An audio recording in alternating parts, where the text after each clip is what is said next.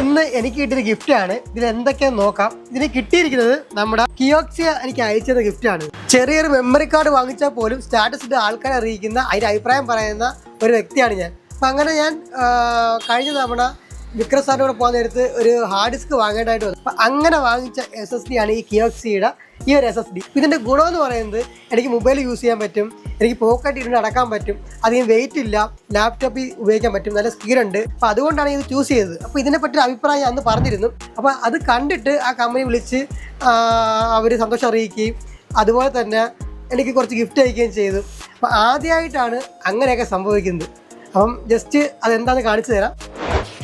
Correct അളവ്, medium size. പിന്നെ ഒരു multi function traveller utility kit. ഇത് സംഭവം പറയുമ്പോഴത്തേക്ക് നമ്മുടെ C2C അടക്കം തന്നെ C2A അങ്ങനെ ഒരുപാട് സംഭവങ്ങൾ ഇതിനകത്ത് കൊടുത്തിട്ടുണ്ട്. എനിക്കിത് പലപ്പോഴും ഗുണമാകുന്ന സാധനങ്ങളാണ് കേട്ടോ. പിന്നെ ഈ ഒരു സാധനം നമുക്ക് നമ്മുടെ ഫോൺ വയ്ക്കാനുള്ള സ്റ്റാൻഡേർഡ് ഉപയോഗിക്കാം. നമ്മൾ സിനിമ കാണാതിരിക്കുമ്പോഴത്തേക്ക് ഭയങ്കര ബുദ്ധിമുട്ടാണ്, കൈ പിടിച്ചാൽ കാണുന്നത്. എനിക്ക് ഇങ്ങനെ വെച്ച് കാണാൻ പറ്റും.